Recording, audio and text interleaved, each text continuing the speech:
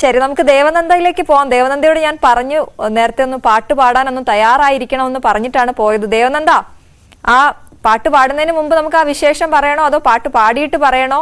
നിങ്ങൾ ഒരുമിച്ചൊരു സിനിമ വരുന്നു എന്ന് പറഞ്ഞു, അത് എന്താണ്? ഭക്തിയാണോ അതിന്റെയും പ്രമേയം? അതിനെക്കുറിച്ചൊന്ന് പറയാൻ പറ്റുമോ?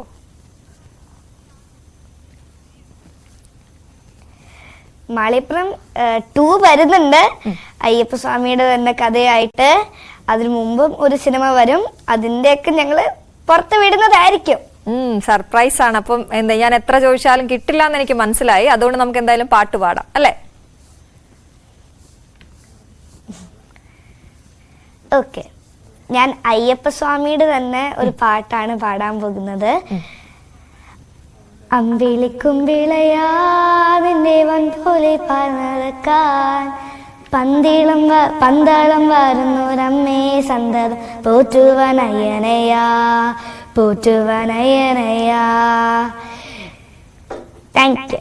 ആഹാ, ഇടയ്ക്ക് വരി മറന്നുപോയെങ്കിലും നന്നായിട്ട് പാടി. ദേവനന്ദ, ഈ അയ്യപ്പനെ കുറിച്ചുള്ള കഥകളൊക്കെ അമ്മൂമ്മ പറഞ്ഞു തന്നു എന്ന് പറഞ്ഞല്ലോ, മുത്തശ്ശി പറഞ്ഞു തന്നു എന്ന് പറഞ്ഞല്ലോ. എപ്പോഴും അയ്യപ്പൻ എന്ന് പറയുമ്പോ മനസ്സിൽ വരുന്ന രൂപം എന്താ? ഇപ്പൊ ഈ ഇരിക്കുന്ന, നമ്മൾ അവിടെ പോകുമ്പോൾ ശബരിമലയിൽ കാണുന്ന അയ്യപ്പനുണ്ട്, പുലിവാഹനനായിട്ടുള്ള അയ്യപ്പനുണ്ട്, അങ്ങനെയൊക്കെ ഇല്ലേ?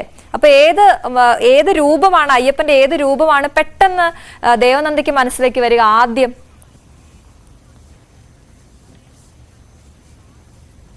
എനിക്ക് ആദ്യം എന്തായാലും മനസ്സിലേക്ക് വരിക ശബരിമലയിലുള്ള അയ്യപ്പസ്വാമിയുടെ ആ വിഗ്രഹമാണ്.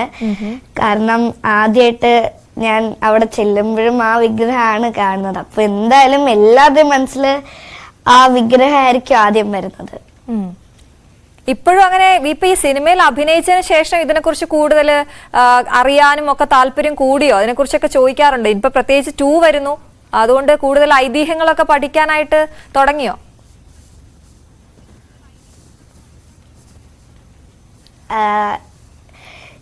ഞാനിപ്പോ അമ്മാമ്മ ഉള്ളത് കൊണ്ട് അമ്മാമ്മ ഇങ്ങനെ കഥ പറഞ്ഞു തരും, പിന്നെ എല്ലാരും പറഞ്ഞു തരും ഇങ്ങനെ കഥകളും എല്ലാം.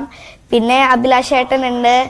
ആ സിനിമയുടെ ആ സമയമാകുമ്പോ അല്ലെങ്കിൽ അതിനൊരു കുറച്ച് നാള് മുമ്പൊക്കെ എന്തായാലും പഠിച്ചിട്ടായിരിക്കും നമ്മൾ സിനിമ ചെയ്യുന്നത്. അപ്പോ എല്ലാരും ഹെൽപ്പ് ചെയ്യും അതില്.